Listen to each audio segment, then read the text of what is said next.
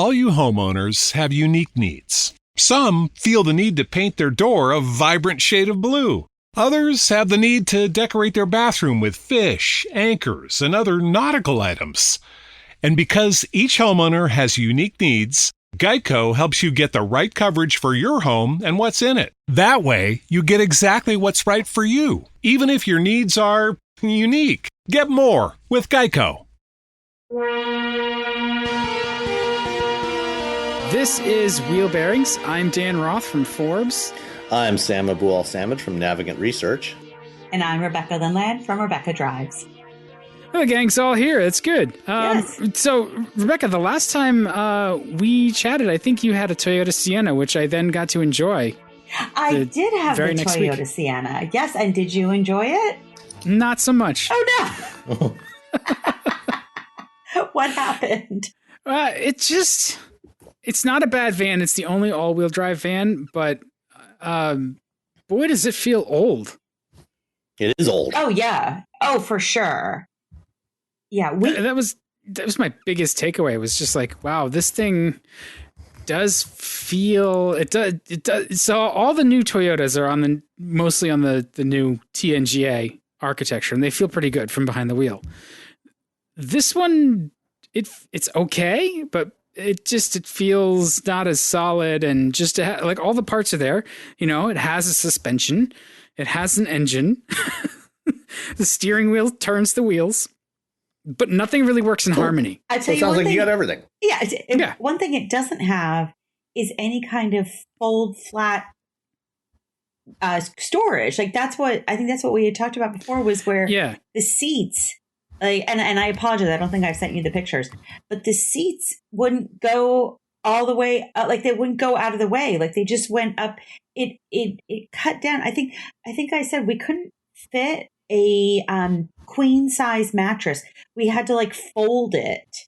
I remember you talking about that. Which I was really surprised about. Yeah, so the third row it folds down into the well, right. But the second row is just like always there. I guess you can remove them, but they're also very heavy. It's like 50 pounds or something. And then what do you do with it? It's just, again, it's representative of the age, I think. Yeah, and because it's an all-wheel drive van, I noticed that the powertrain makes a bit of noise. Like you can hear it whine a little bit, the transfer case, which was curious to me.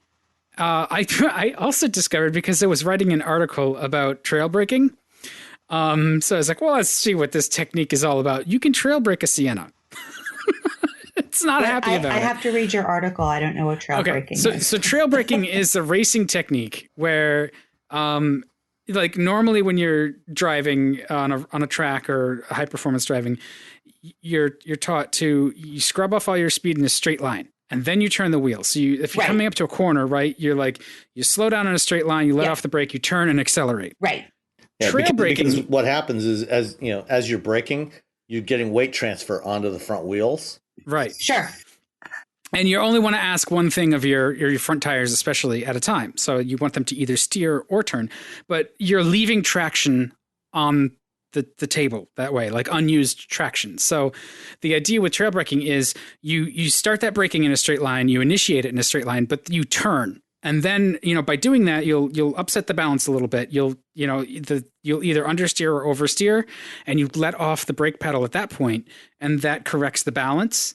So you're using all of your available traction. So basically, like if you're going for an exit ramp, you approach it really fast and you wait until the last second and you brake really hard and you turn the wheel, and the thing will do what it does. It'll either kick the back end out or it'll understeer a little bit, and you let off the brake, and by letting off the brake, the front wheels will grab again, and you get that traction back. And boy, does the stability control really, really hate it. Have you been watching me drive again? No. And it's a hard technique to master. Like you think like heel toe shifting is hard. This is harder than heel toe shifting. It is challenging to get just right. And, every vehicle is going to behave a little differently with trail braking. Some respond to it, some don't, because, ultimately the grip that your tires have, either longitudinal or lateral, like, straight ahead or side to side, is a function of not only the ultimate friction of the tire, but also the normal force, the weight on that tire. And when you're braking, you're unloading the rear axle a little bit. And if you stay on the brakes as you start to turn, your rear wheels are unloaded a little bit, so you've got less force pushing those tires down, and so there's going to be less lateral grip. So it's going to allow the back end to slide around a little bit more than it otherwise would if you get off the brakes entirely in a straight line before you turn. And that's one of the cool things, like with the Honda Civic Type R that we talked about last time. Especially when you're driving it on the track, it's really amenable to trail braking. I was going to say, I bet that thing trail brakes nice. Oh, it's fantastic. And, by the way you modulate the brake pedal, as you're going into a turn, you can overcome, pretty much any understeer that you might have with that thing and bring the back end around with the brake pedal, before you get back on the gas to accelerate out. That's a thing that, and I don't want to go too far down the driving technique rat hole, but it's a thing that is really handy with a front wheel drive car, especially because of the weight balance, and everybody complains that front wheel drive understeers. Basically, everything understeers because understeer is safer. Even if you really overdo it and you plow off the road nose first, guess what? That's the safest way to crash. So it allows you to sort of upset that balance a little bit because you're playing with where the weight is. And it apparently, for really good drivers, it's faster to trail brake than it is to use that traditional method usually. So is this what you were doing in the Sienna? It was. Yeah. Some of what it was. We also used it as a family vehicle, and it excels in that respect, although it's the only all-wheel drive van you can buy right now. It's not really the best van. It's okay to drive. It's certainly, like my wife commented, she got in, I want to take this on a trip, but also I don't. It's not quite as comfortable, certainly, as the Pacifica, which I think is probably the nicest van. Yeah, that's a beautiful van. Yeah. Sure. And there's no hybrid version like there is of the Pacifica, which I think is to its detriment. Although, the Sienna gets decent fuel economy.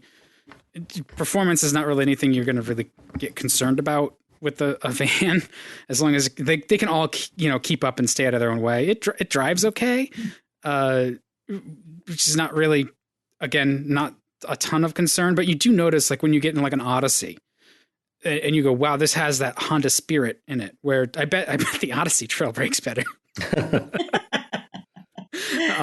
It's probably more predictable because you don't have the all-wheel drive.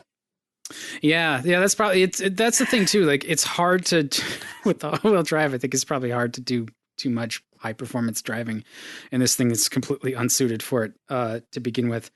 There were a couple of things that I was kind of annoyed by, but they're just details. There's certainly the interior quality, the nav system and infotainment, not good. It got lost, which is, I haven't had a nav system get lost in a while. So that was kind of really, guys? What are you doing? And, in their defense, maybe it was old maps or something, but still. And so I had the power doors on it, and I dropped the kids off at school a few times. And every time my son's getting out of the sliding door, and it I'll press the button and it'll beep, but it won't actually open. So he's got this really heavy door, it's back in the 70s with the VW microbus. He's got to slam it shut. And I was like, well, that's weird. What's going on? Well, it turns out that it protects you from yourself so much that when you leave it in drive, the power doors don't work. And it only works when you're in park.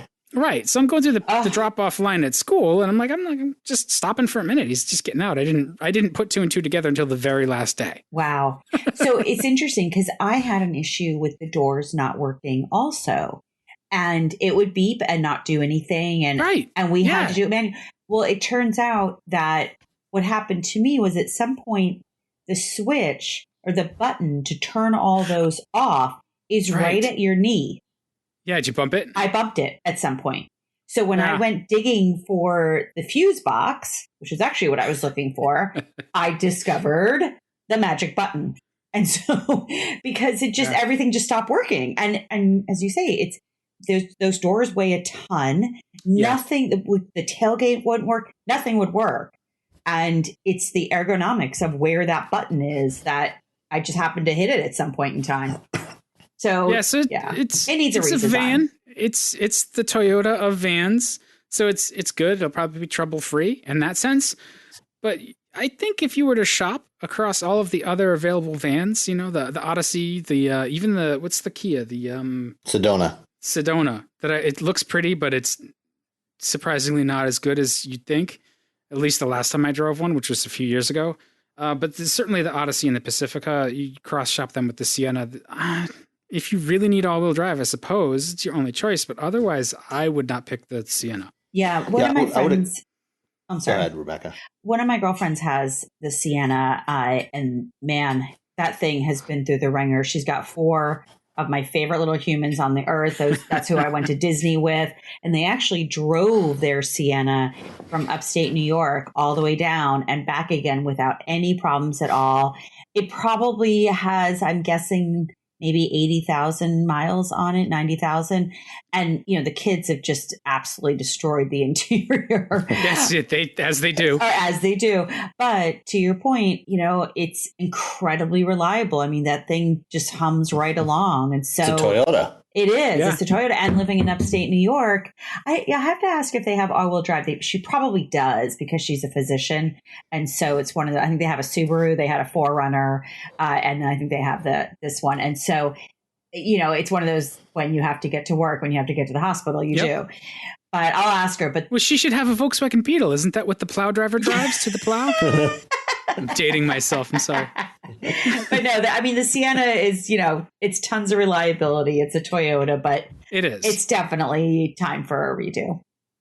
I would expect that we'll probably see a new Sienna sometime in 2020 after they launch the new Highlander.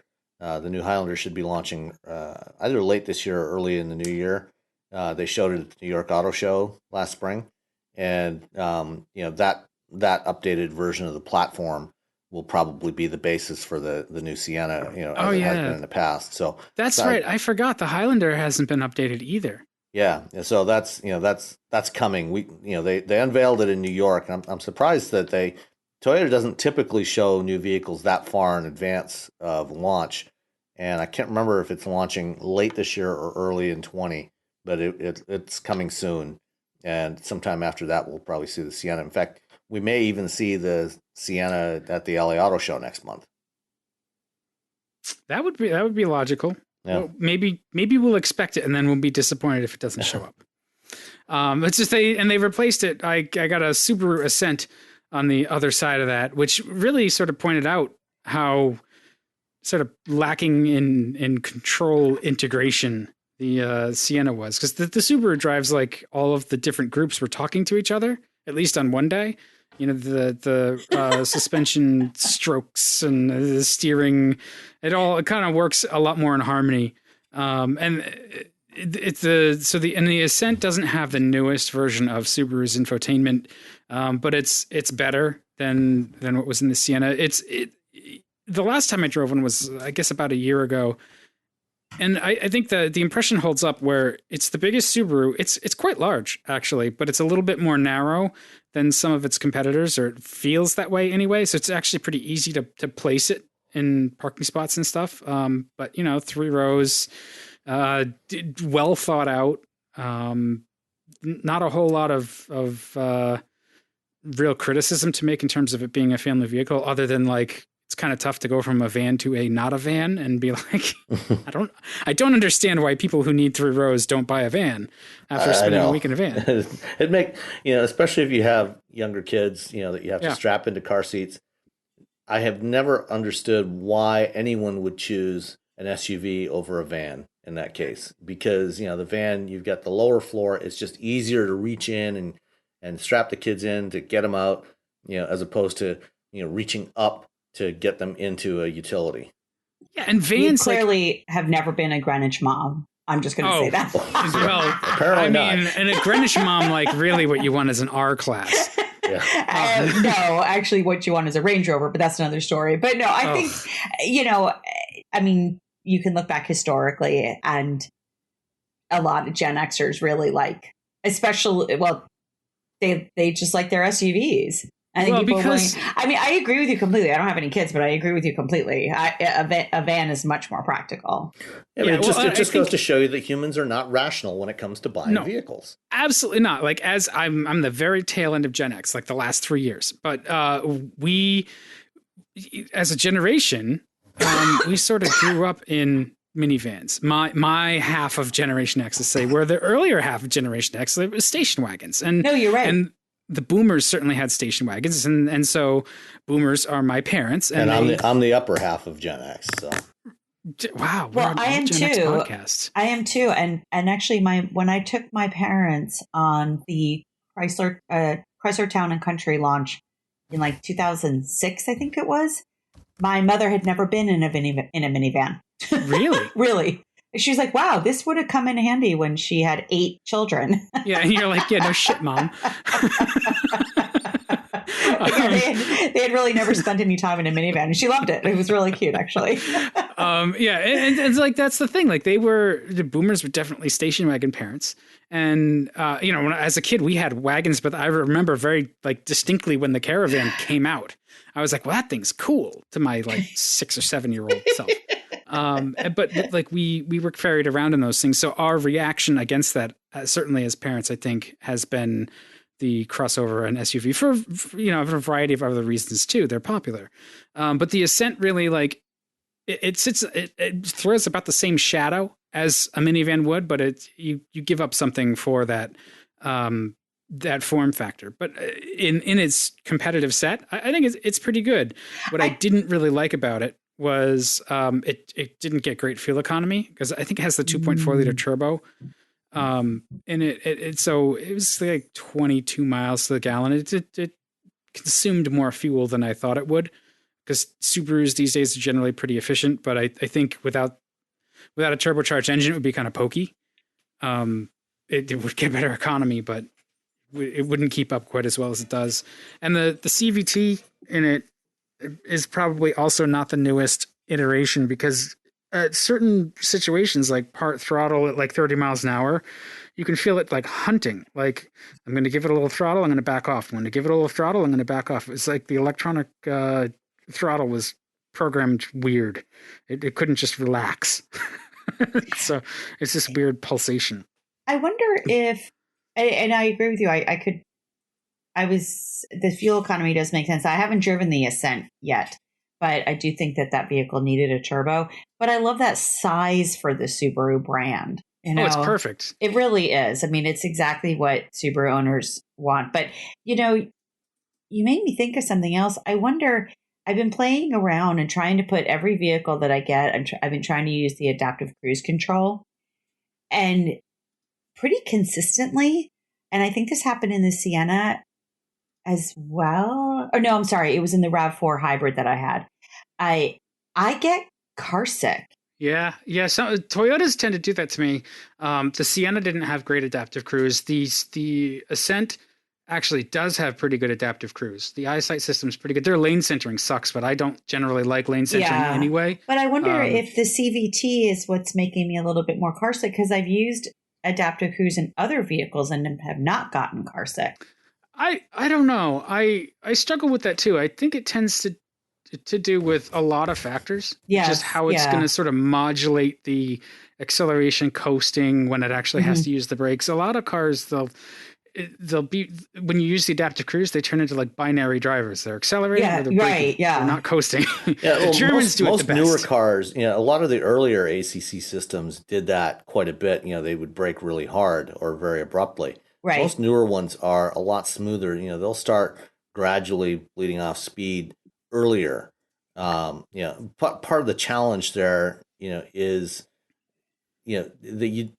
customers, complained in the past, of ACC systems that would leave too big a gap to the car in front, and then they'd always get cut-ins, and so as a result, because they didn't want to follow too close, you'd get cut-ins, and then the car would back off, and that was one of the problems that you often had.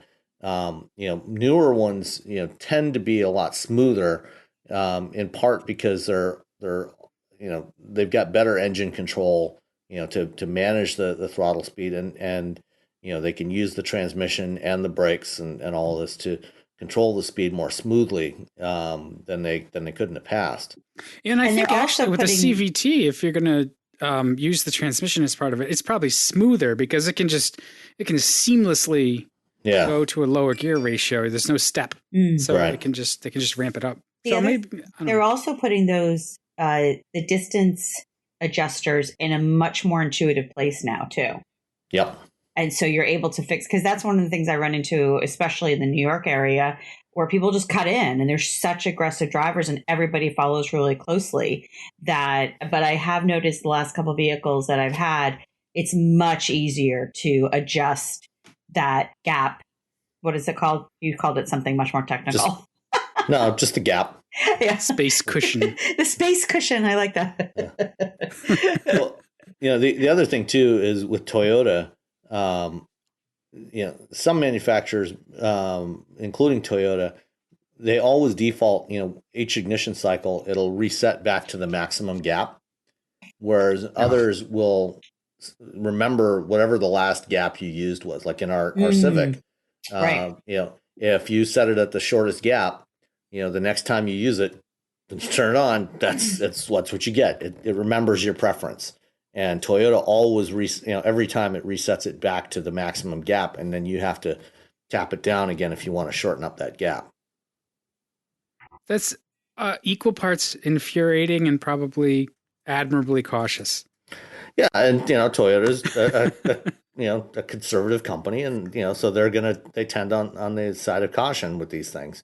But like you said, it can be annoying, especially because if you have the maximum gap, then there's almost always plenty of room for somebody to slide into that gap. Well, yeah, and especially if you're paying for the thing, like I bought the thing, it should obey me, damn it. Yeah, and even at the shortest gap, none of these things are real. None of these are following close enough to be considered tailgating.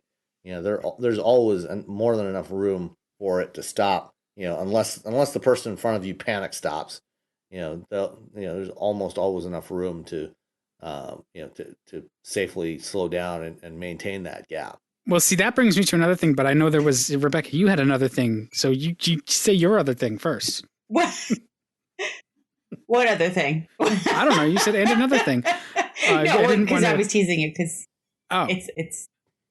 it's an old movie reference that I don't even remember what movie it's from. This thing and the other thing.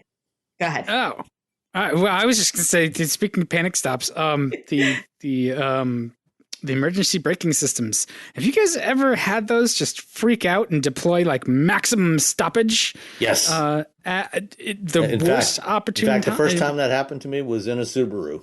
Yeah. Like sometimes you'll be closing the gap, right? And it's heavy traffic or something, and you'll going like 30 miles an hour or something. And you've got enough space, but you slide up on the car in front of you a little bit more than the automatic emergency, the collision mitigation system thinks is prudent. And you ignore the beeping because you know what you're doing. And then all of a sudden it just goes pow. It gives like maximum, like full power stop. And you're just like, holy shit, I'm going to get run over by the truck behind me or whatever. I have the other experience where I feel like it's just not going to stop in time. That's much more my feeling on when I'm using ACC. Well, I try not to test them, but I think you're talking about automatic emergency braking, not ACC, right? Emergency braking. Yeah, with ACC, sometimes it does feel like it's not because the maximum deceleration you're going to get with ACC is only about 0.25 to 0.3 Gs. It's not going to do a panic stop with ACC. So there, sometimes you will find yourself, having to hit the brakes to slow down. Yeah. But, I think what Dan's talking about is automatic emergency braking where, something slows down suddenly in front of you or, cuts in front of you. Right. And the system hammers on the brakes. Yeah. It just gets very confused. And you're just like, yeah. Well, when I actually had that happen most recently was in the Ram. Earlier this summer when I was driving the Ram 1500. And it actually happened at low speed when I was going to do some photography, the spot where I do some photography. There's a path that goes off the road into some tall grass. And it was actually the parking sensors were picking up this tall grass. And as I was climbing up this little hill, it slammed on the brakes from from detecting the tall grass around the vehicle. You know what? We had an issue at Laguna Seca with this. When really in the yes, you just remind me when you were saying that, like that kind of random thing. We were in Jeep Grand Cherokee Hemis, and when you come out of the straightaway, so you're coming out of the straightaway and you start to head up the hill. Oh no, I lie. It was at Coda. It's the same setup where you're coming. The Circuit of the Americas in Austin, where you're coming down the straightaway, and then as you head up the hill, it's a pretty sharp hill, and the emergency braking was stopping, thinking the hill was an obstacle. And of course, you're going like 100, 110, and so we were going fast, and so they had to turn them all off because everyone was like being thrown against the. Yeah. Speaking of things that make you car sick. Yes, exactly. Yes. All right. Well, enough about me. So Rebecca, it looks like you had the Audi Q8, which is lovely, a lot better looking than the Subaru Ascent. I did. Which doesn't, the Subaru doesn't look bad, but the Audi looks really, really good. The Q8, it's sort of, anytime that a brand does these kind of SUV coupe like vehicles, I'm just a sucker for them. Except the Q8 is like the least coupe like of all of those. It is, but it's this like. It's still a sort of the bad boy version of the Q7, right? It's kind of like that, it has all of the amenities. It has all of the beauty and the technology and the fit and finish and performance and all these positives that the Q7 has, but in a just ever so slightly smaller package and just a lot of fun to drive. I mean, actually, some of the pictures that I took of it, it sort of reminds me of the Lamborghini Urus. Like it's kind of has that. That's because it is. Well, I know. For a third of the price. The one thing I will say I was shocked about on the Q8 was that it starts nearly $14,000 more than the Q7. You got to pay more for less. Well, so for comparison's sake, so the Q7 starts at 53,000, which of course isn't what most of them sell for, but the Q8 you can't even get in the door for one for less than 67,000. And by contrast, so I looked up the X5. So the X5 starts at 58.9 and the X6 starts at 64.3. I mean, $6,000 more is a lot, but $14,000, I don't know. That stunned my little sensibilities, but it was beautiful. I loved it. Did it feel worth it? Well, actually, I haven't driven. I'm trying to remember the last time I drove a Q7, but from a performance, from a very emotional side of things, I absolutely loved that Q8. I absolutely loved it. I will say. And Sam, I meant to contact you before this because you know how I was complaining how the XT4 was just really loose, and I don't have the right vocabulary to describe it, but it was almost like it was too torquey, like it jumped off the line, and the steering sort of was a little bit frantic and not quite tied to it, and just this weird sort of feeling to it. Yeah. The Q8 actually was almost slow off the line. Like it felt really heavy. And I did like the steering because, as I said before, like when we were talking about the XT4, I like a heavier feeling to steering. But I remember sitting at a four-way stop and I put my foot. I didn't slam my foot on the accelerator. I was on a country road, but I just felt like I needed to really apply my foot to get the Q8 going. It was probably the only thing that I didn't absolutely love about it. In all driving modes, or like this sort of default, or does it have driving modes? In the default, oh gosh, I just came out of the Volvo XC90 and I did do the different drive modes in that one. Well, that's interesting too. Like, how does it compare? Because they're not exact competitors, but they're certainly They're not close. exact competitors. So, and you're right. It was very interesting to have the XC90 as well. The XC90 feels like a Greenwich mom car, and the Q8 doesn't. The Q8 is for the dads. Now, they're both beautiful. I mean, the interiors on both the vehicles are just stunning. But I felt very much like a mom in the XC90. Whereas in the Q8, I just felt more like a single female badass. Okay. So, Well, the Q8's a little newer too, so it's a little bit less ubiquitous. It's interesting looking at the pictures of the Q8 versus the Volvo, and I think some of it probably comes down to feel. yeah. But the Volvo interior just looks a lot nicer, a lot more premium in pictures. The Audi's theme with the brown seats and the black everything else, just in pictures, it doesn't come across as luxurious. Yeah, I know what you mean. I don't think it translates like that quite as much. Yeah. I mean, I was sort of a sucker for the cool lights that Audi's done. And I also prefer a lighter interior anyway.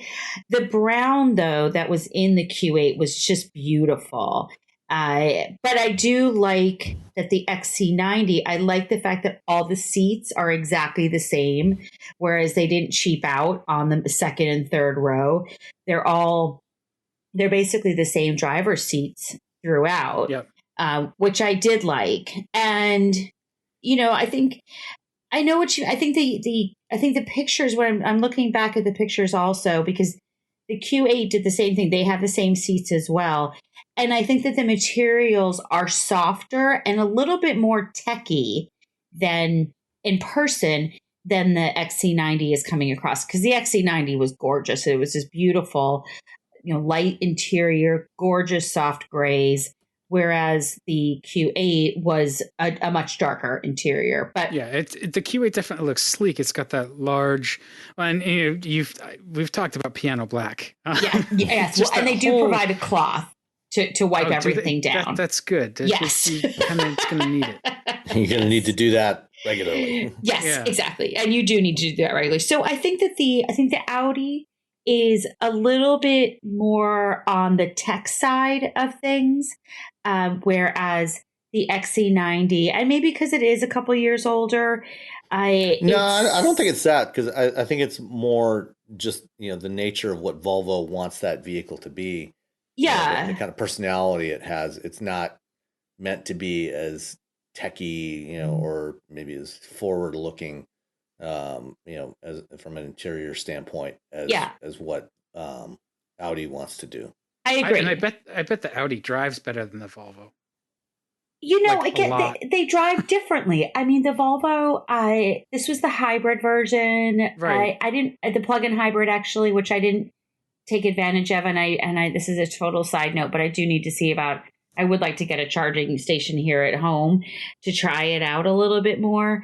The hybrid was lovely. It was a nice, quiet, it wasn't exciting or anything. I mean, the Volvo was, it performed really well. It was definitely a nice premium experience. The Audi is German though, and it drives like a German car. And it drives like a German SUV. It's much heavier. The feeling of it was much heavier.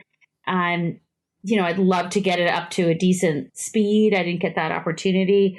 I'm probably still a little gun shy from my pullover the other day. You got pulled over. Was it on the Merit? No, I got pulled over here in Greenwich in the when I had the little Honda Civic. That's right. Yes, so I'm trying to be a little bit more careful. But again, they're apples and oranges. They're both really nice fruit, but they are different. To what you were talking about earlier with the pricing, as you were talking, I was looking up the prices, and yes, the Q8 starts at $67,400, but the standard powertrain in the Q8 is that twin turbo V6, or is it supercharged? I can't remember.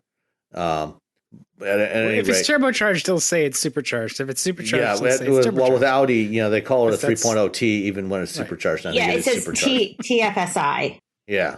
Well, that doesn't necessarily mean anything. It just means it's boosted. In Audi's case, with the V6, I think it's actually supercharged. At any rate, the Q7, for that $53,000 starting price, it has the 2-liter turbo. Does it really? Yes. Wow.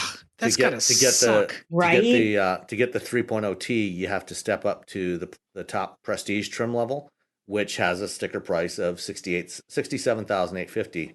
Okay. So with the same engine, it's actually a couple $100 more than the Q8. So why would you ever want something like the Q7 with the 2.0T? Well, because the price point, right? I mean, it's $14,000. Yeah, well, and think about the way most people that are going to buy a Q7 are going to drive it. I've driven the Atlas with the 2.0T, and it's a perfectly adequate engine. Most people buying a utility like that are not looking for high performance. They're looking for adequate performance. And but they're just like in something that large and heavy. The EA 888, right? What's the max power that it makes? Like 260 horsepower? Well, no. I mean, the version. Let me check what the one in the Q7 is, but like the version that's in the Golf R is over 300 horsepower. Well, yeah, I was discounting that. I don't think they put the Golf R engine in the. But also, and before you go too much down that weed, 248 in the Q7. So, but also on that price point, though, Sam, because that's the Q7 with the Prestige package, right? Yeah. But the Q8 is $67,400, and then you have to add almost $10,000 for the Prestige package. Well, so the one that I drove was $88,690. It's clearly got a more prestigious Prestige package. So, I mean, it's a big difference. Yeah, but that's like, okay, so we're talking premium sort of coupé SUVs, they're crossovers or whatever they are. Like, that doesn't seem out of bounds. It would raise maybe one eyebrow to look at the sticker and be like, yeah, okay, it's expensive. Even the base Q7, the premium. So Q7 is available in premium, premium plus, and prestige. The premium with the 3.0T, which is optional, is $60,000. Yeah. I think so basically what you're saying is it doesn't matter. Yeah, I mean the you're spending a lot. Yeah, I mean, exactly. If you get them, they're both expensive, and yes, there's a price difference there, but it's not quite as much as what you initially indicated. But if you line them up comparably equipped, then they're a lot closer together. I think they probably also obfuscate a little bit in terms of that lineup. Like the Q8, it looks very good. It looks very premium. It looks, I think it has a little bit more presence than a Q7, which is also a good looking. It's an Audi. So the Q7 is boxier looking. It's a little more sedate, especially in its current generation. The prior generation, is maybe a little less of that than the current one. Yeah, so I think that they have slightly different missions, right? Slightly different reasons for being. For sure. And just to finish up the discussion on the compare and contrast, on the XC90, the one that I had was $86,000.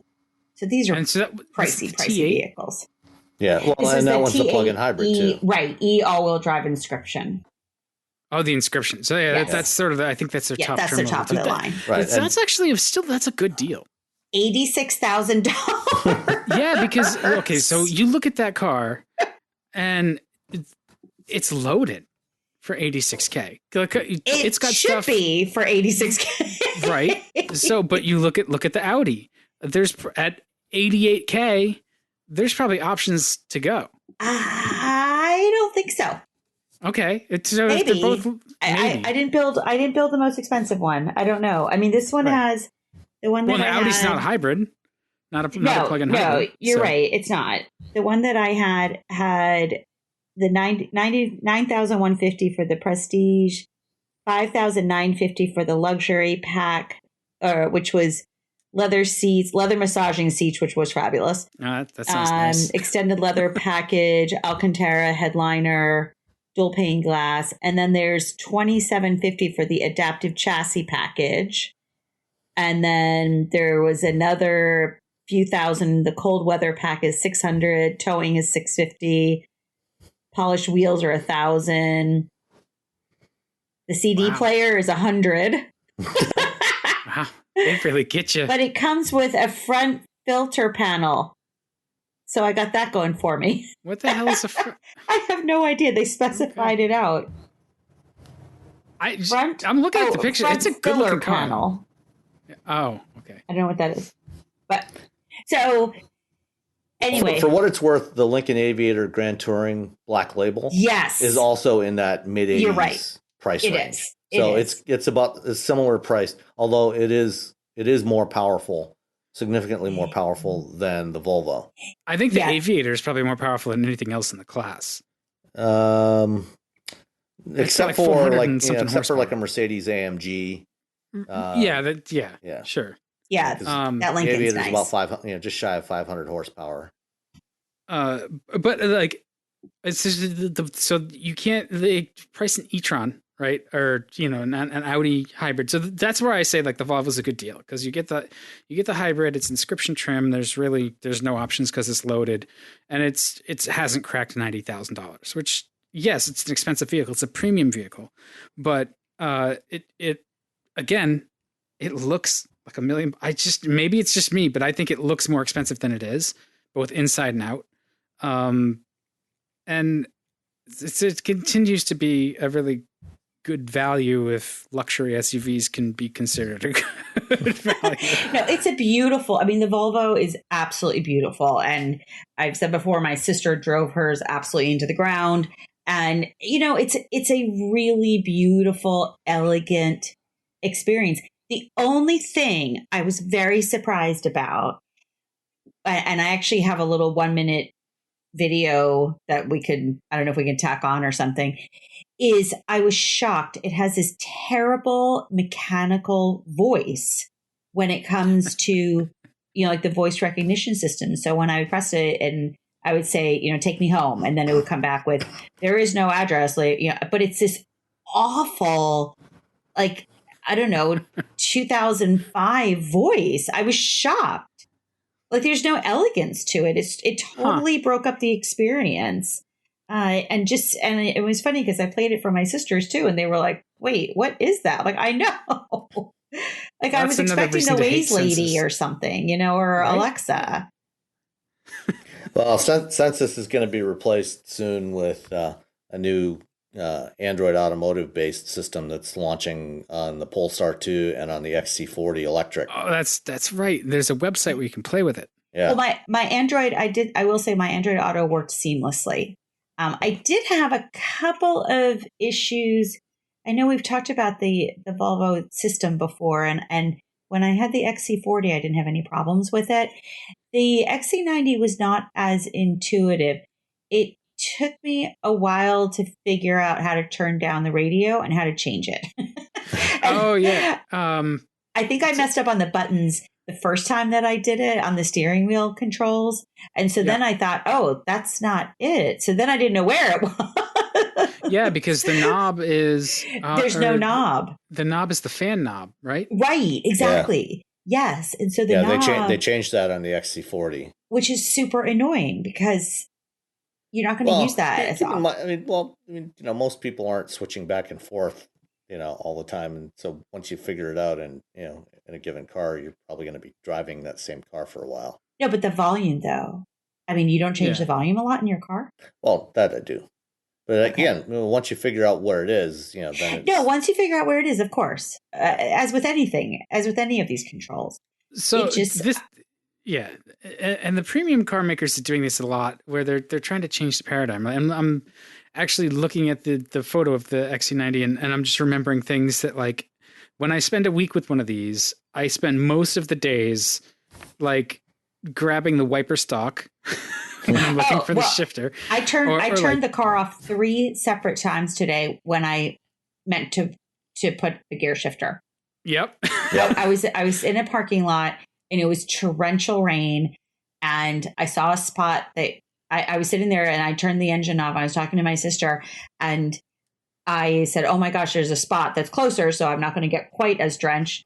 And I went to turn the car on, and then somebody took the spot, and I was like, oh, darn. And I pressed the button, the gear selector by mistake, and then one other time I turned it on, like, I was like, it was annoying. This let's have a different gear selector thing is driving me crazy. Well, at least they're all doing the like push it forward to engage reverse, which like it takes getting used to for me. Like you got to engage reverse by pushing it forward, and it's spring loaded. It comes back to like the center position. Right. You pull it back to go.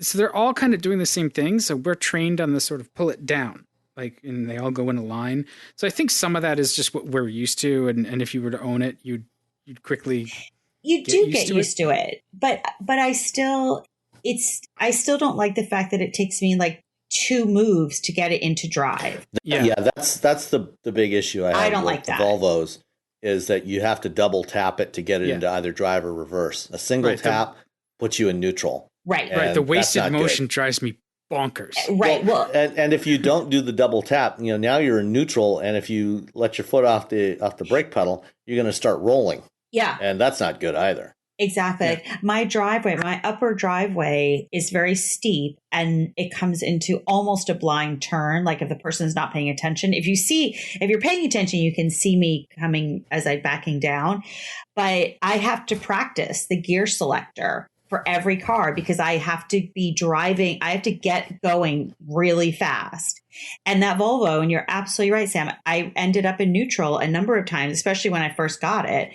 And then, as you say, as with anything, you get used to it, but it still is just, I feel like it is a bit of a safety issue.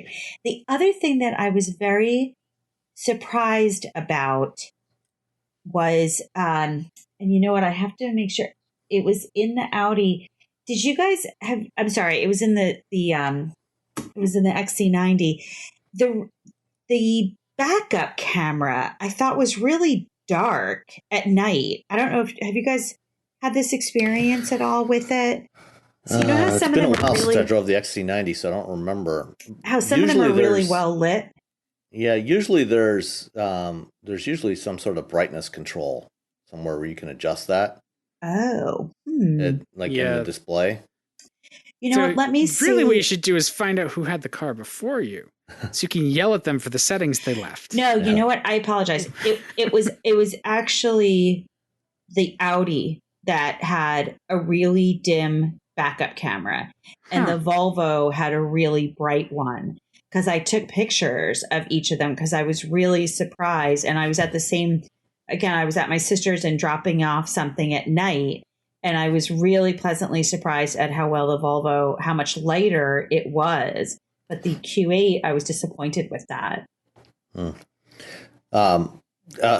the topic of value, I've gone through and priced out the Q8 Prestige with all the available options. Yes. Which adds another 20 grand to the price and ends up at 97,940. You might as well just buy the Lamborghini. That's including 6,000 for the first year edition with the Valcona leather. Is that where you give them your firstborn? Oh, first year edition. Yeah, right. And but hey, it's under 100, and it's less than the Urus, and it's much prettier. That's true. The Urus is so disappointing. Like as a Lamborghini, like when Lamborghini was always the Countach and the Miura, and like those.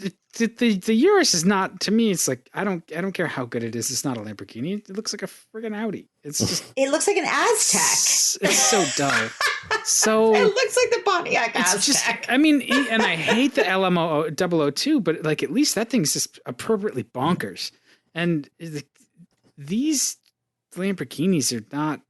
I don't know. No, just wait till you see what Ferrari's going to do with an SUV. I know, man.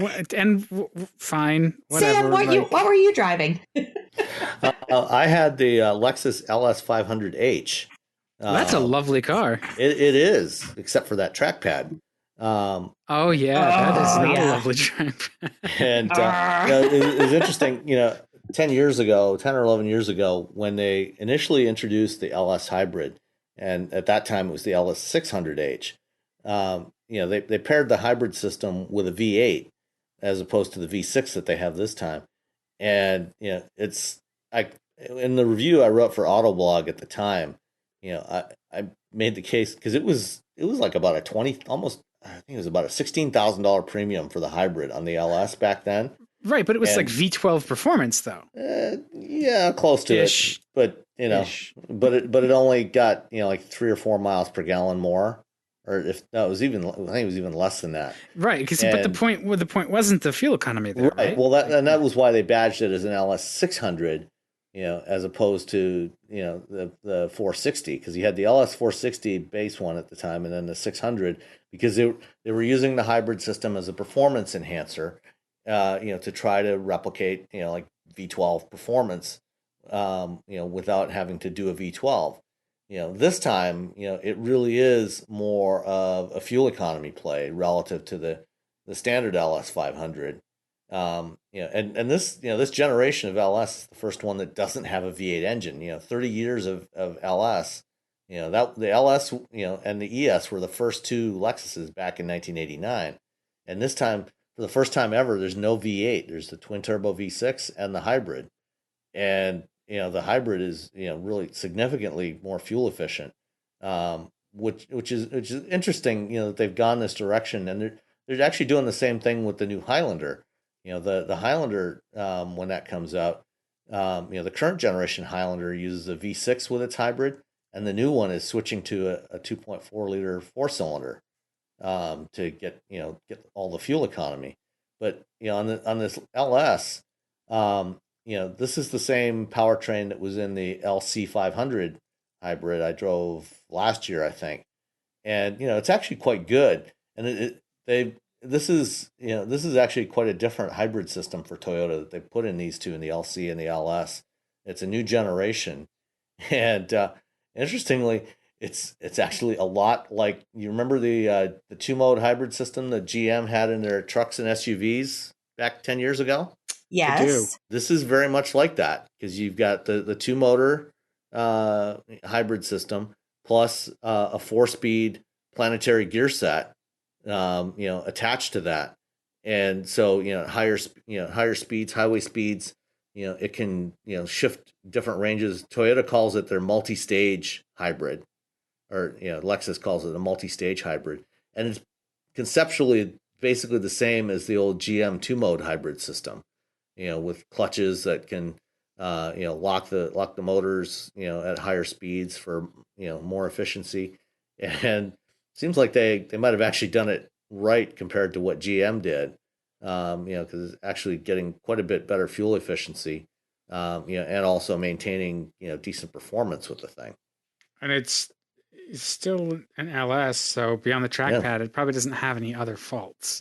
No, I mean, this is far and away the best looking LS ever. I think it's a great looking car. And it's got some of the cues that first appeared on the LC.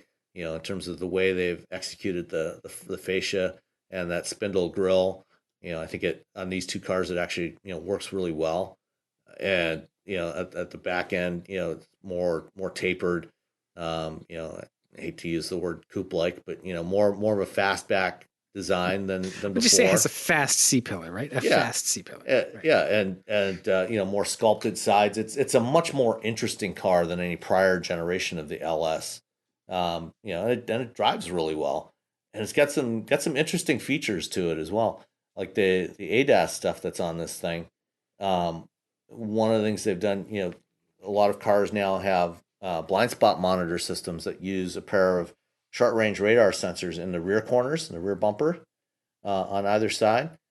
The LS actually adds a pair of the same sensors at the front corners, and it's got this massive heads-up display, really big heads-up display. And when you're at an intersection, if somebody's approaching from either side, it will detect that there's somebody coming, and you'll actually see arrows flashing across the HUD in front of you, indicating which direction somebody's coming from. So if there's somebody coming from your left as you're about to go through an intersection or even just make a left turn, if there's somebody coming from the left that you didn't notice, it'll pick that up and flash these bright yellow arrows in front of you that will let you know that, hey, pay attention, there's somebody coming there. That's really cool. Yeah. And the other thing too, if you're using the adaptive cruise control and the lane centering system, in the HUD, it shows you where the lane marker, where the lanes are, and if you're coming up to a curve, it actually detects, the graphic, it's actually animates the curve, to show you that you're going into a curve and following a curve, just in case you weren't paying attention as you actually should be. But these little detail touches that are kind of cool. So how do you feel about lane centering though? Like, I've never found a system that I like. Yeah, I mean, on the when it works well, when it's done well, on highway driving, it can be a nice add-on, that really keeps you centered if it's done properly. Like, obviously Cadillac Super Cruise is far and away the best of these systems. It just locks you into the middle of the lane and just it keeps you where you want to be. And it's it's the only one that's currently designed as a hands-off system. The system that Mercedes has on the current S Class and the E Class is almost as good. The Toyota, the Lexus system is quite good. If the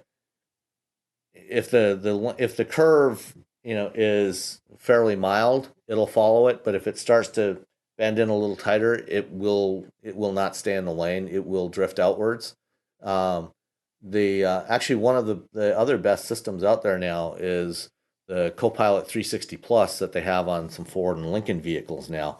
That one actually works really well. But all of these systems are designed as hands-on systems. They're not designed like Super Cruise for hands-off. They don't have any driver monitoring system, and they're primarily just relying on the torque sensor in the steering wheel to detect if your hands are on the wheel, and if you take your hands off the wheel, it'll start pestering you to put your hands back on the wheel. And then it'll disengage eventually. Yeah, it'll eventually disengage. So I think it's a nice it's a nice feature for long highway trips, where your attention may start to drift a little bit, to help keep the vehicle centered in the lane. And like I say, for the systems that are actually labeled as lane centering, that's definitely a good thing. Lane keeping assist, I'm less enamored with, because most of them just don't really work that reliably. Maybe it's the lane keeping ones that I always fight with. I always I get, I'll make a correction. I'll be close enough to the line that they give me that overzealous bit of steering input. I'm like, would you knock it off? Yeah. It's so non-linear. And that's the problem with those. It's exactly it. They are non-linear. The lane centering systems tend to be more linear because they're trying to actually track the center of the lane, and they generally won't let you get that far off the center of the lane. If you're, if it's a little twisty or more curving road where, you may be trying to, hit the apexes a little bit, then yes, you're definitely going to be fighting it. You should just turn off the system when you're in those kinds of situations where that you're not going to be necessarily following right down the center of the lane. But for just, typical highway driving, it's fine. It's a nice addition to the system. And at $96,000, it's actually cheaper than the LS600 was 10 years ago. So I'm about $10,000. I'm actually getting the LS500 all-wheel drive tomorrow.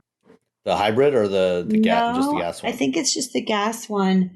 It's got a sticker of 108,900. Ooh. I know. It's got the 3.5 liter twin turbo. Okay, so yeah, that's just the gas one.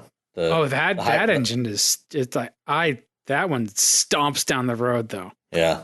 I really like that engine. It has a 17, and I apologize, I'm going to rustle paper here for a second. This has a $17,000 executive package option. So that's got the nice back seat on the passenger side with the footrest, and does it have the fridge? You can. No, it's got multifunction massage, ultra suede headliner, power front seat buckles. Massaging headliner? Yes, massaging headliner. The misplaced now that's comma. Impressive. Multifunction massage, comma, ultra suede headliner, comma, power front seat buckles, and heated rear seats. I think you just made the point for the Oxford comma scene. Exactly. Oh, we've got the 4-zone climate concierge. Is that, so then that's the extended wheelbase then, right? Or do they still? I don't think they do an extended wheelbase anymore. Right. Yeah, okay. It doesn't. Not for North America anyway. The first LS I ever got when I was writing for Autoblog was the extended wheelbase with the executive package, and like it was. I didn't have a lot of experience with cars like that at that point, so it's like. We put the kids to bed, and then we just went out and sat in it. Oh, that's awesome! In the driveway, it's like, wow. The reclining rear seats with the footrests that come up and everything. Yeah, it has like little lazy boys in it. It's an impressive car. That's really cute. Yeah, but like, so I look at the LS, and I'm like, okay, so the price has risen. When that car came out, it was like, wasn't it like $30,000 in like 1990? I don't think it was ever that cheap when it was. But it was cheap, and it was good. Yeah, compared to a Mercedes or BMW of the era, yes, it was definitely cheap. And it didn't break like those cars, and it wasn't haphazardly assembled. It was like affordable, not cheap. It was. I mean, it was just. It was a much better value than a German. Right, and so I look at it now, and I'm like, well, it's still competitive with the S-Class and the 7 Series that it's always competed with. But now it's like one of the gang, kind of, where it's not that undercutting them. The Genesis does this now, and the Kia K900 to a certain degree, where they offer the sort of early LS recipe where it's less expensive, full of all the features, all the nice materials, engineered well.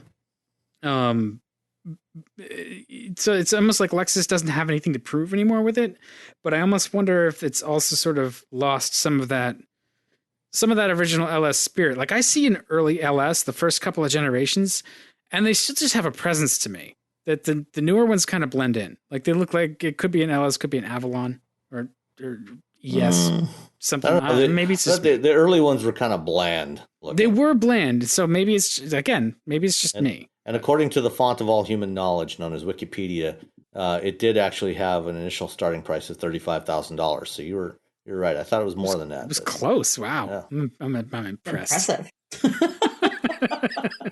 I don't think any probably went out the door. I remember, driving that, first generation LS. I was working at GM at the time. It was Bodie, wasn't it? It was Bodie, wasn't it? It was kind of floaty. It was Bodie, but man, was it quiet. I mean, it was silent in there. Yeah. You didn't. Well, that's right. They had one of the ads where they recorded like a little guitar concerto in it at like 50 miles an hour. Yeah. And of course, there was the other ad, where they had the champagne glasses on the engine, sitting on the engine as it was running. They were pouring champagne into it. There was no vibration. And there was another one with a ball bearing that they ran down the body gaps. Yeah. Yeah. And then as good as those ads were, all of them make me think of the Saturday Night Live ads from the 70s where they perform a bris in the back of the car. Okay. The good old days. Yeah.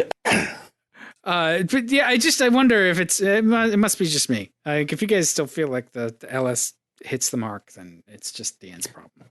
Yeah, I mean, I think it does in a lot of ways. Now, if only they would give it a decent, interface for the infotainment system, then it would be a nice car. It's got to be coming. Toyota has to know that it's just their system is not good. Yeah, they are aware that nobody likes the trackpad. Well, to be fair, nobody likes the Acura trackpad either. I like it. Yeah, I was thinking Do you really? I do. I like the Acura trackpad. Yeah, but you're weird. We've established this. Yeah. Yeah. But I do see more people coming around to my view that touchscreens do not belong in cars. So I definitely agree that touchscreens do not belong in cars. And the car that I got this week, really, like I got it today, and I didn't want to talk about it on the podcast, and I won't because I haven't wrestled it to the ground yet, but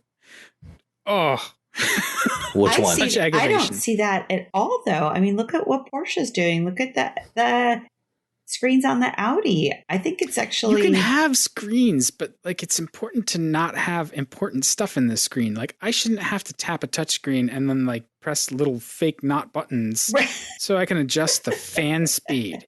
No, I kind of agree. I agree that we still have to have knobs. There's certain buttons that need to be there. And it's not an acceptable answer. Well, you should just set it in automatic. No, screw you. I'm paying for the thing. The thing should obey. And the other thing. Oh, we've gone down this road already. Right. There is no sanity clause. PG&E, Pacific Gas and Electric, the main utility that serves Northern California and Southern California Edison, both, recent months have given warnings that they would, if there were conditions that could lead to potential wildfires, they were going to start doing preemptive power shutdowns. Because one of the big fire last year, I think it was the Paradise Fire last year, was actually started by a down power line that triggered that fire. So I didn't know that those high voltage lines can actually give off sparks. Yeah, well, when if they get too close to each other, if they start touching, or if a line falls, that can spark off a fire. And so, this week, there was a forecast for very high winds in Northern California and, very dry air and dry conditions out there. And so this morning, we're recording on Wednesday evening, October 9th. This morning, PG&E actually did their first preemptive blackout, their first preemptive power shutdown. And this morning they cut off power to 500,000 homes and businesses north of the San Francisco Bay, from Marin County all the way up and well up into Northern California and across towards the Central Valley. And over to Sacramento, because my niece, was affected by it. And then, they expanded the area this afternoon. As the most recent thing I saw was over 800,000 homes and businesses were without power. So, and one of the things that came out of this as well is, prior to the power shutoff, Tesla sent out a notification to all their owners to make sure that they fully charged their cars before the power went out, because otherwise they might not be able to afterwards, unless their home was on solar. This was this is one of the potential downsides of having an EV. If you are not off the grid, if you don't have some other source of power like solar, you could be stuck for a while, without being able to charge your car. Yeah, but I think it's not that much different than anytime we have, we get the snowpocalypse mornings, right? Every winter, and they're like, fill your gas tank. Because if the power's out, you can't pump gas either. So it's certainly, I think you're a little more on that razor's edge with an EV, because they just don't have as much energy as a car with a full tank of gasoline. There's just more energy in the gas. Whereas, the EV, I think, is, you need to make sure that's topped up so you can get a couple hundred miles away if you need to. Where if you have 3 gallons of gas, you're going to be able to get far enough away. Right. And, a gas station, some gas stations have generators, to power their pumps, so they can that's true. Keep pumping gas even if the power's out. So, there are solutions.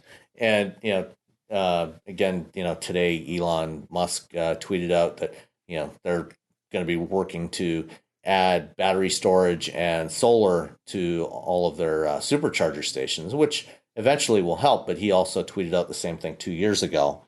And they've made almost no progress on that in the 2 years since.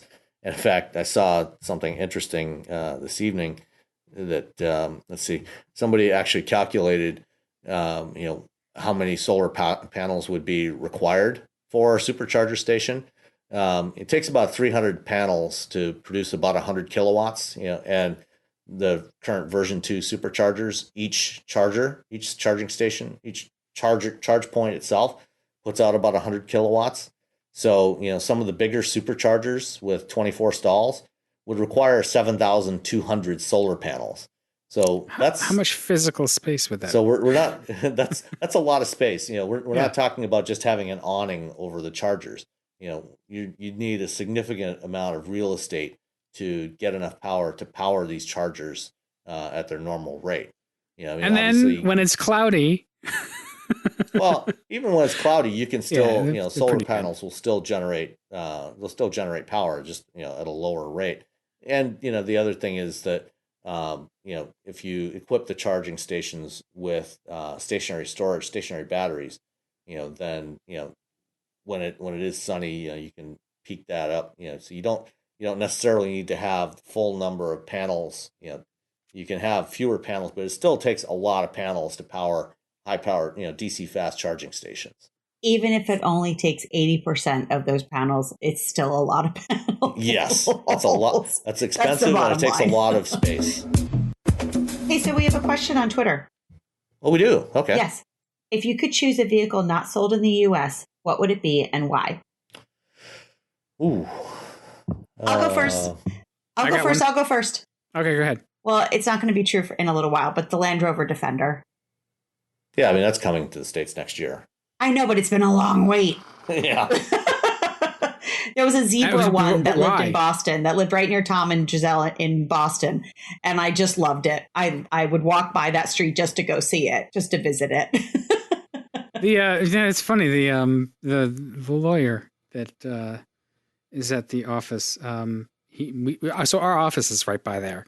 It's in Chestnut Hill. And so they're like around the corner, but he drives a yellow one all winter. Drives a yellow Defender. It's amazing. Okay, so what would you do? I'd do a Suzuki Jimny. Oh yeah, that's fun. That's a good one. They're so neat, and they're just Sam? Ford Focus ST wagon. That's also a good choice. Yeah, that is a good choice. There was a Toyota. There was a Toyota pickup truck that I used to see all the time in Saudi. Oh yeah. That's the Hilux. Is it the Hilux? I think so.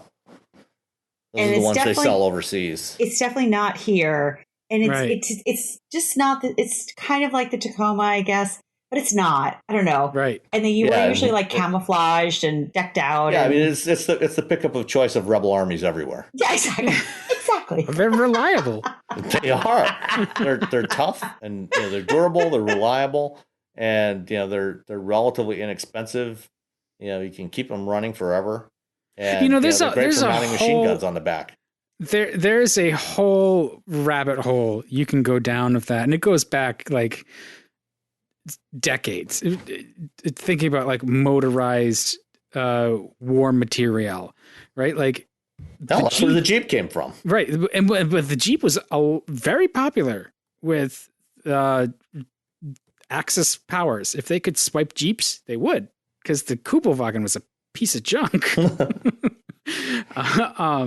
And just like the tanks, like the Soviet T-34 tanks were way more impervious than the German tanks. So just stuff. Back to the question at hand. The other one I would do is the Volkswagen Scirocco. It's out of production now. That doesn't count though. Like you can still get one. Yeah. I know, but the new ones were never sold in the States. I was disappointed by that car. That was my prom car. I went to the prom in that car. First generation or second gen? I don't remember. I don't know. Was it the more angular one? No. Not what year was the prom? What year was the Scirocco? Oh, it was in the 80s. No, the Scirocco. Yeah. I won't put you on the spot about the prom. Yeah, thanks. So the Scirocco came out in 1977, I think. So it was newer than that. Yeah. And so they did a second generation, I think, that started in like 82. Yeah. Did it have round headlights or square? Oh, I don't remember. I love that we're trying to diagnose this. I was busy trying to figure out my prom dress. I was much more of a girly girl then. So that would be my second choice. Okay. That's a good choice. Especially I mean, either one of them, they were both based off the first gen, the Mark I Golf platform, which was a really fun platform to drive. And, if you got one of those, like the get it with the 16 valve. Yeah, or even the earlier, the original GTI engines, you could, I can't remember if they were, I think they were a GL, I don't know if they were a GLI or a GTI, but they had essentially the Scirocco with a GTI powertrain in it, and the GTI suspension setup, and those would be a hoot. That sounds like a good time. Yeah. Okay, back to what we were talking about. So thank you to William Malley for the question. ADAS and automation and stuff. Hey, we just complained about this for a little while. Yeah, well, and just to tie into that, AAA, did a study recently. They tested a bunch of vehicles with various ADAS systems, adaptive cruise and lane keeping and especially automatic emergency braking, and basically they found and pedestrian detection. They found that most of these systems did not work nearly as well as they expected them to. So, I guess the main thing I'd want to say is that, all of these systems, are, none of them are foolproof. All of them have from some pretty severe limitations on what they can do, where they can do it, how well they can do it. And you cannot count on, just because your car may be equipped with some of these systems, especially things like AEB and collision alert, just because they're equipped with them, think of it as a nice bonus if it works, but don't count on it. Well, you are still in control of the vehicle. Yeah. Well, I think that the AAA, he points out that the naming is stupid because it's misleading. But also, there's a real education component. And that puts some of the burden on the delivery process at the dealers. And some dealers are really good about this, where they'll walk you through. But most are not. All the tech in the car. Yeah, right. That's more of a premium deal. So if you're buying that fancy Audi or BMW or the Lexus LS, you're probably going to get walked through that stuff. But if you're buying the Nissan Rogue with Pro Pilot Assist, I think that's what it's called. Or anyway. See, even we don't know the names, and that's part of the problem when you get branding involved, and branding is trying to really quickly convey the benefit. It overreaches. We wind up with stuff called autopilot. Yeah, it's not. Well, and to their credit, Nissan, at least in North America, does call it Pro Pilot Assist. Right. And Volvo calls theirs Pilot Assist. It's not meant to take over. Right. But I think also people don't. It's just like the early days of ABS, where people had a weird idea about what it could do. And they'd be like, I can tailgate, I can do all this stuff because I have ABS, which actually is the opposite of how ABS works. And you have to explain no, ABS actually lengthens your stopping distance. Folks. In some conditions. Right. Because it's going to pulse. The benefit is you can steer, which was not possible with a locked wheel. So there's pluses. And you have to experience them. You have to trigger the emergency braking. You have to trigger the go out and try it all out. And that's kind of hard to do with ADAS. And that's the fundamental problem with relying on dealers to explain this stuff. Just sitting there in the showroom or even sitting in the car and having them walk you through what these things do does not tell you how it does it or how well it does it. I think this is a fundamental issue. People often don't get to experience a lot of these, especially the most important features like AEB, until it's too late. Well, yeah, and when it happens, when you trigger that system, it flusters the driver who's not expecting you or not experienced with it, because it starts flashing lights at you and beeping, and you don't know what's going on. And that's one of the problems we had with ABS in the early days. People would, the first time ABS got triggered, it's like all of a sudden the brake pedal's pulsing, and people took their foot off the brake. And didn't know what to do. The systems were loud too. That's right. Yeah. Well, and also, how many of the dealers, while they may have had the training or had an example, how many have actually used the system? To your point, that they're familiar enough to explain it and to kind of cover all the bases of all these different things that are going to happen to you in this car, and all those bells and whistles and vibrations and haptic feedback and blah, blah, blah, all this stuff coming at you at once. Yeah. Oh, that's a real problem.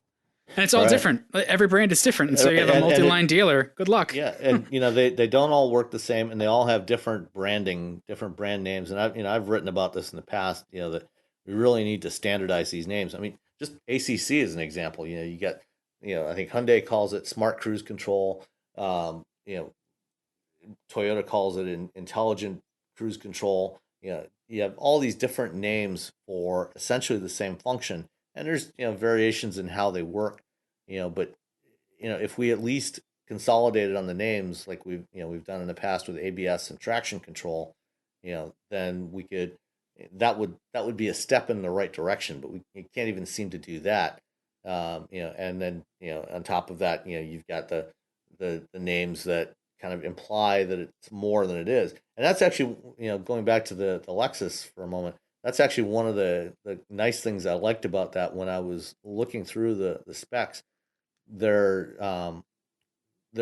lane centering system and the adaptive cruise control, their branding for it, while it is unique Toyota branding, it's actually called Co-Pilot Assist or co-driving assist, I think. Ford calls theirs co-pilot assist, and in both cases, it's implying that it's there to work with you, not to take over from you, which is that I think that's crucially important. And Tesla is far and away the worst at this, at creating this impression with their customers that they're selling a self-driving system when it's not. It's a driver assist. It's meant to augment you, not to take over from you. Yeah, and I think that the co-pilot thing still implies, I think, that there's a level of automation that's not actually there, and it's a thorny problem. It is. Yeah, and I think with that right now they're being almost evangelized as competitive advantages as opposed to safety systems. So, like to your point, Sam, about ABS and traction control, like it's very specific. We know what these things are called, but right now, because everyone has branded it their own and that somehow it's better than the next system when in fact it's actually the exact same thing, but we require so much of the consumer to do their own research.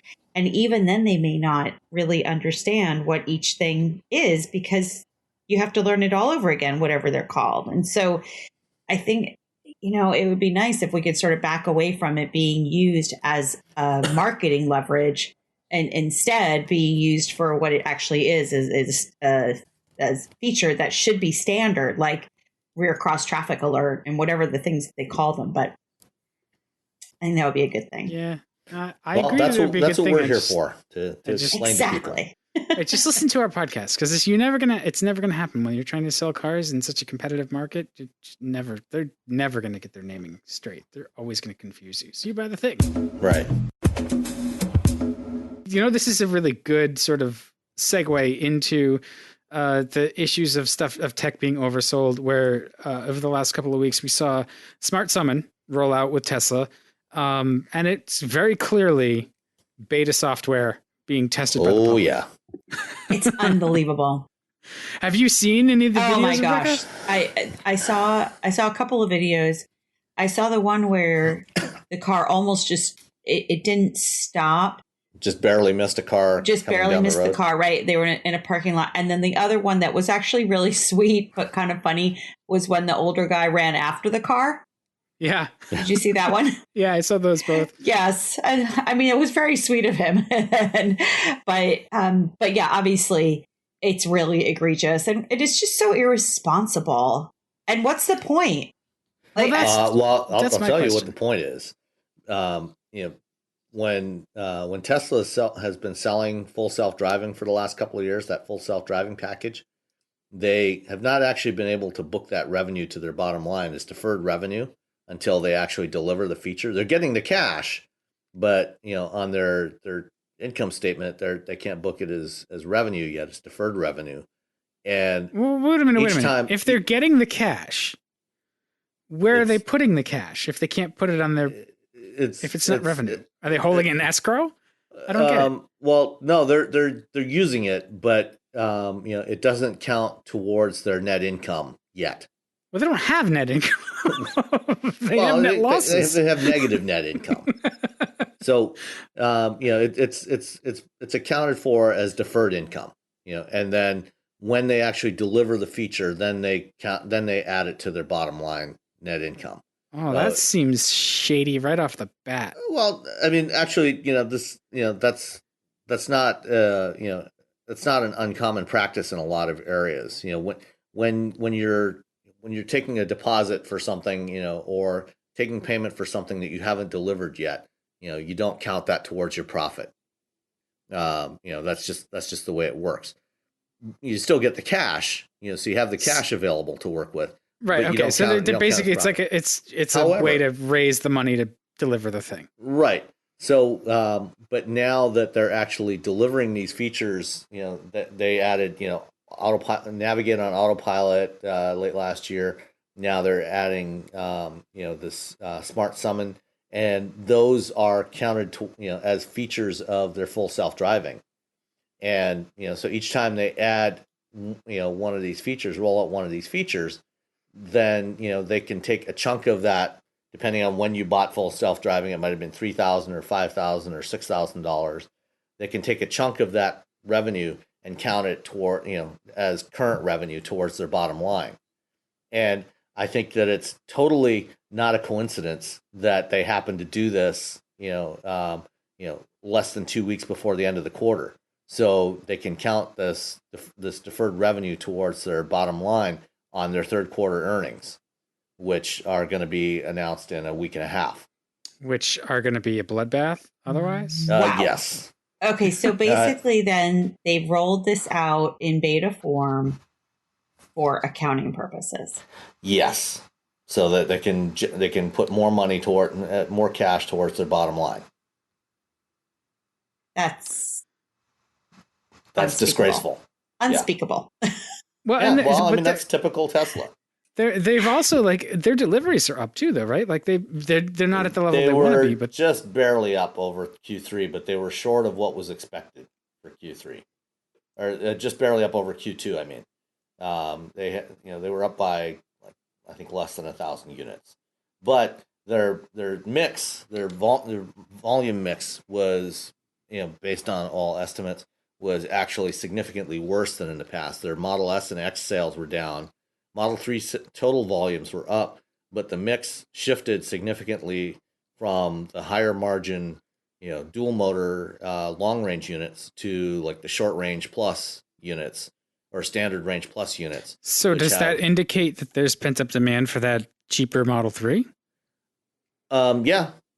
At least some degree of it, that they were able to to discount them. Plus, we saw in the last month, through September, that they were piling on all kinds of incentives. They don't do rebates in the traditional sense, but they started offering unlimited supercharging again, and various other incentives to get people to buy.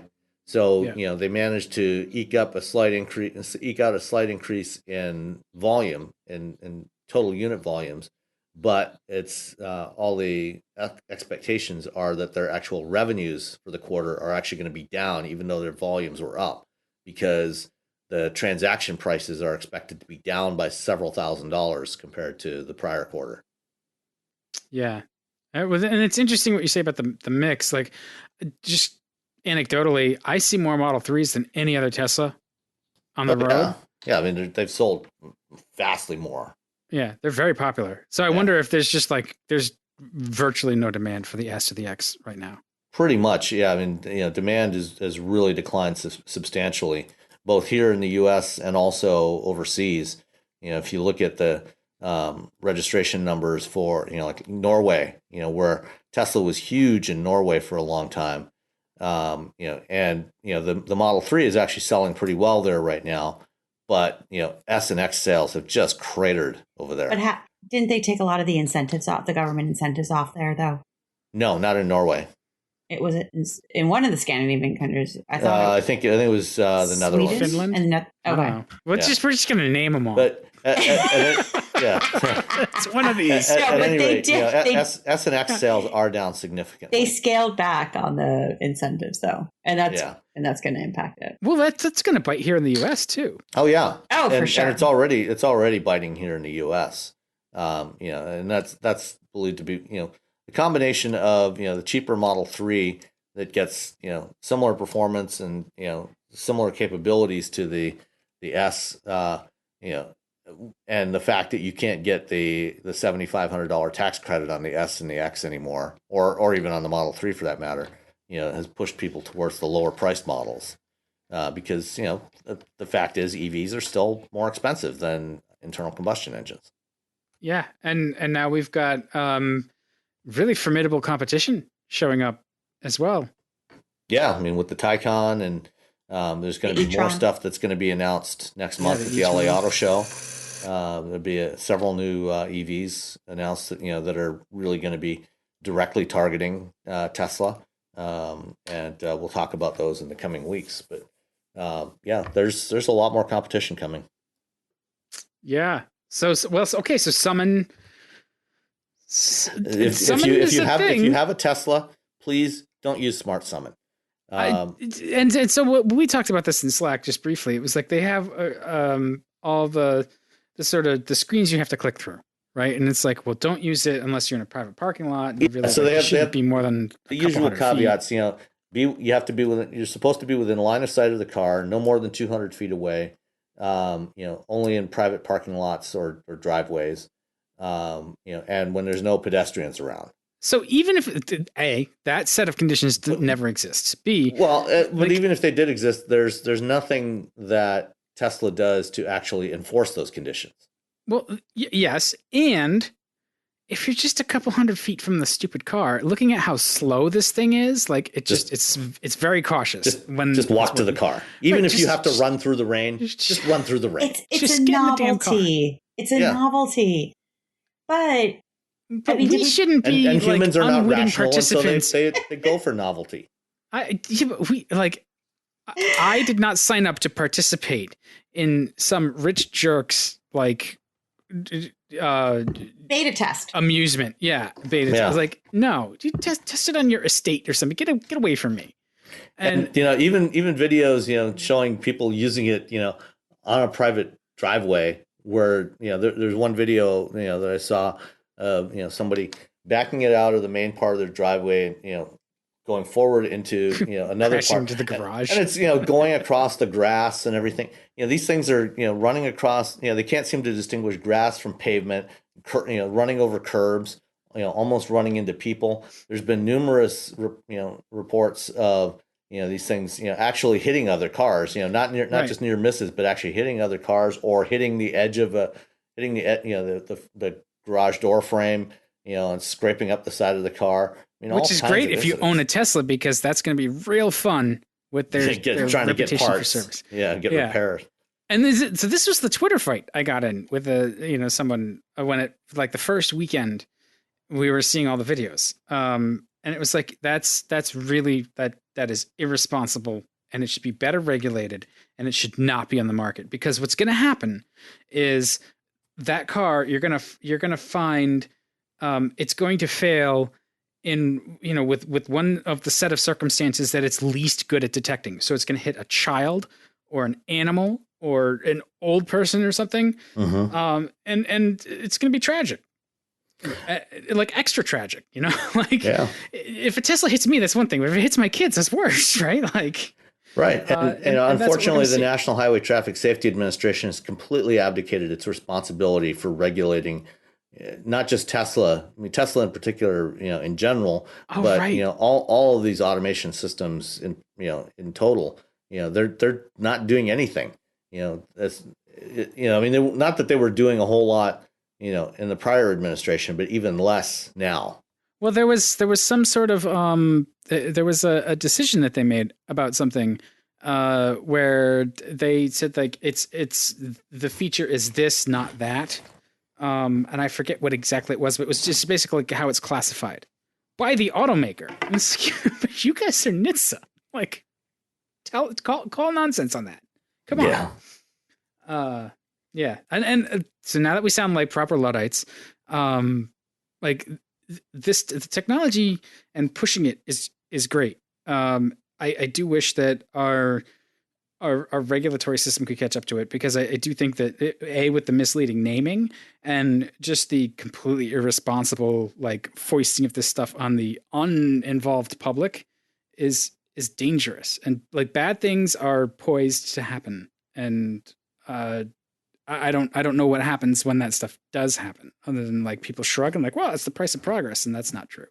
Yeah, I mean, traditionally, for example, in healthcare, when they've been testing new drugs, when people participate in drug trials or, in any other kinds of experiments, there's supposed to be informed consent.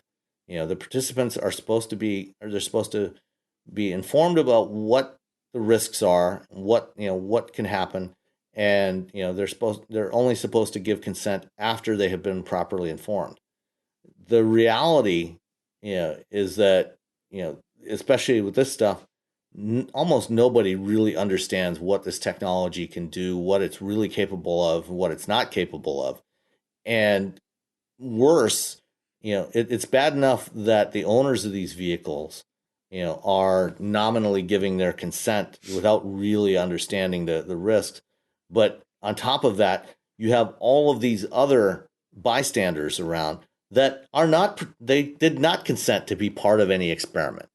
And, right. It's wrong to be running these tests, around people who did not consent to be part of your beta test. I feel like of the three of us, I feel like Rebecca runs the highest risk of getting run over by one of these things. Because they're a rich person's bauble, and you live where the highest concentration of rich people is out of the three of us. I may come in a close second at work, because Chestnut Hill is a Tony area. Yes, it is. It's very posh. Yeah. It's actually surprising. Because I think most of the examples that we see, though, of really egregious behavior is in California. I mean, because there's so many of them out there. And there are also people that I think their mindset is they have a comfort level with this, with adopting technology so early. I did notice that there is this like Stockholm syndrome where they make excuses for the stuff. Like in the videos where it's like clearly not working, and they're like, oh, well, it got here. It's like, and somebody pointed this out on Twitter. You're wandering around through the parking lot like a drunken sailor. Yeah. But every tweet starts out with, I love my Tesla, but and then it goes into a litany of issues. But that's the early adopter mindset. Right? And I don't have an issue with developing this technology and, rolling it out when it's ready. But the thing is, you need to develop it, offline, but, on a test track and controlled conditions, and test it and validate it and make sure it's really ready before you ship it to customers. Absolutely. You don't ship it to customers just because you want to book some deferred revenue. Well, and I think that's one of the issues. I think you do, though.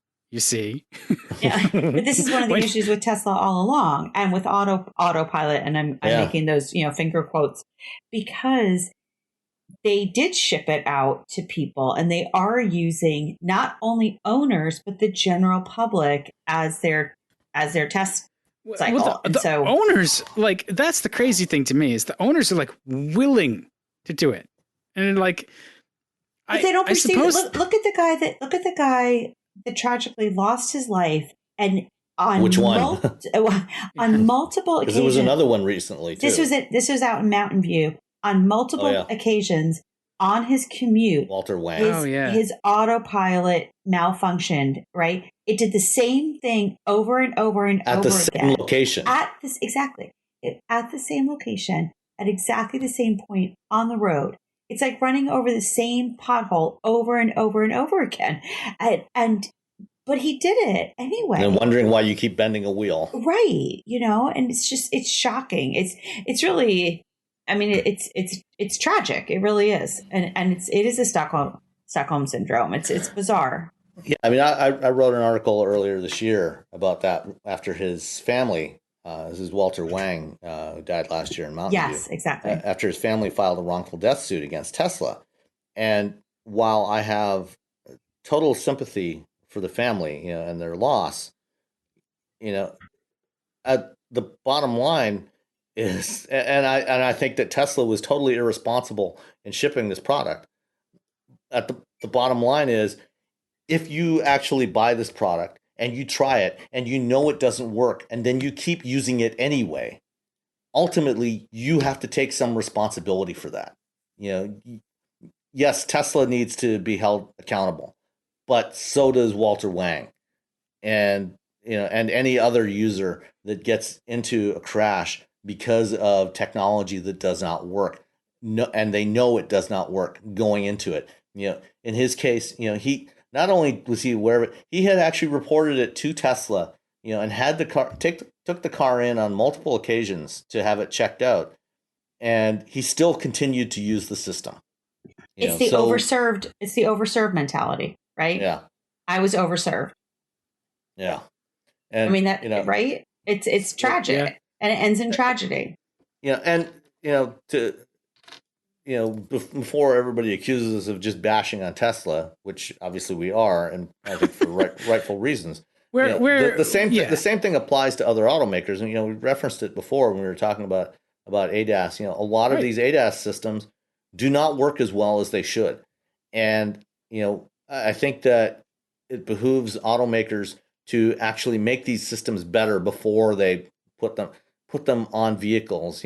Because I think that if you sell somebody a car that you say has automatic emergency braking on it, but it only works in broad daylight, when weather conditions are good, and you have a pedestrian walk in front of you that's at least 5'6" tall, or whatever the criteria might be, and you're only going less than 20 miles an hour, come on, that's ridiculous. Every automaker should be held to a higher standard with this stuff. Right. And you're right. It's not just a Tesla thing. Because you remember in the Nissan Versa, Sam, what was the issue that we had with that? Well, it was a Nissan Versa. The Versa. Right. That's I'm trying to remember now. Actually, the new Versa is quite nice. It didn't engage, right? There was a speed issue.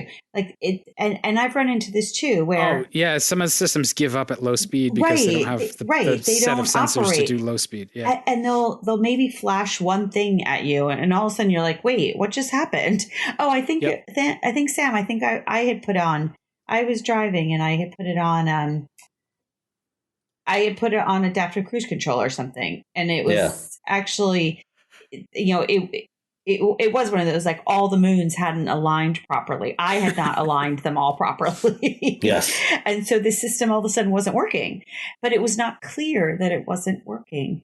And so, and there's certainly been vehicles recently that, where the lane, certain lane departure warning or some of those ADAS don't work because you're not going, quote, fast enough, and most of the lane keeping systems will only start detecting the lanes when you're above about 35 miles an hour. Right. And so, it's an education thing. And once you know that, you're fine, but you have to know that. And sometimes you learn a very expensive and difficult lesson. Right. Yeah. Well, so with that, we've been rambling on for a good long while. Yes. So we should wrap it up. We answered some questions. We talked about a bunch of important stuff. I'm headed out this weekend actually to Radwood. So if anybody's still actually with us and listening, Radwood's really cool and you should check it out. They're finally doing one in Boston, and I was going to take the Crown Victoria, and a couple weeks ago I went to pick up pizza and it died in the intersection on the way home. So not the pizza, the Crown Vic. It's the Crown Vic. Everybody got cold pizza, and the Crown Vic came home on a hook. And it has not started since. I was checking fuel pressure, doing all the diagnostics. I think it has a dead fuel pump, which is not entertaining on that car. So I was going to bring it to Radwood. It's not going to Radwood. We're just going to show up with the media car. It'll be fine. Well, I'll be in Pittsburgh this weekend. I'm in Sault Ste. Marie right now, and Friday afternoon I'm driving to Pittsburgh to speak at a conference on Saturday. That is a long drive. That's like 9 hours or something. Maybe. Well, I'm not driving from Sault Ste. Marie.